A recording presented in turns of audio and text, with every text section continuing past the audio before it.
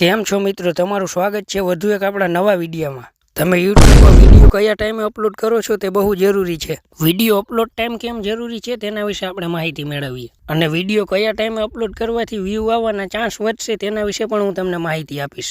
તમે કોઈ પણ મોટા યુટ્યુબરના વિડીયો જોતા હશો તો તમને મિત્રો ખબર જ હશે કે તેને વિડીયો અપલોડ કરવાનો એક ફિક્સ ટાઈમ હોય છે। તો તેનાથી આપણે માની શકીએ કે વિડીયો અપલોડ ટાઈમ ખૂબ જ જરૂરી છે અને આ હું તમને પ્રૂફ સાથે સમજાવીશ।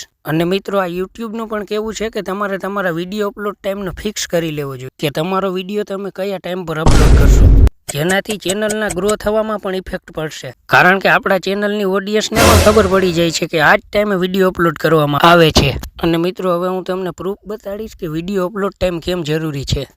અને મિત્રો, બધા જ યુટ્યુબ ચેનલનું ટાઈમ અલગ અલગ હોય છે। તો આપણે આવી ગયા છે આપણા YT સ્ટુડિયોમાં અને અહીંથી તમારે એનાલિસિસમાં જવાનું છે। એનાલિસિસ પર ક્લિક કરશો એટલે તમને અહીં 4 ઓપ્શન દેખાશે, તેમાં આપણે ઓડિયન્સના ઓપ્શનમાં આવી જવાનું છે। હવે જેવું જ તમે ઓડિયન્સ પર ક્લિક કરશો એટલે અહીં તમને ટાઈમનું ગ્રાફ દેખાશે। હવે અહીં આપણે ધ્યાનથી સમજવાનું છે મિત્રો। હવે આ ગ્રાફ વિશે થોડું સમજીએ તો આ ગ્રાફ આપણને જે આગલા વિડીયો આપણે અપલોડ કરેલા છે મિત્રો તેનો ટાઈમ બતાડે છે, નહીં કે ક્યારે વિડીયો અપલોડ કરવો તે ટાઈમ બતાડે છે।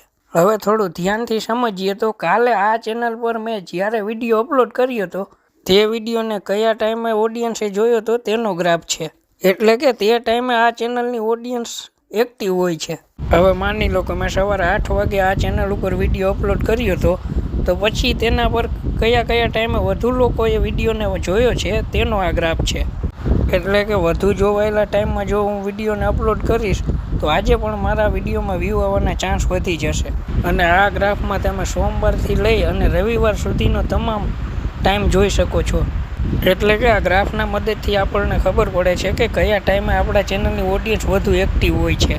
મિત્રો, આ ગ્રાફને એકવાર બરોબર સમજી અને જો તમે તમારા ચેનલ ઉપર વિડીયો અપલોડ કરશો તો વિડીયોમાં વ્યૂ આવવાના ચાન્સ વધી જશે। બસ આજના વિડીયોમાં આટલું જ, ફરી મળીશું નવા વિડીયો સાથે।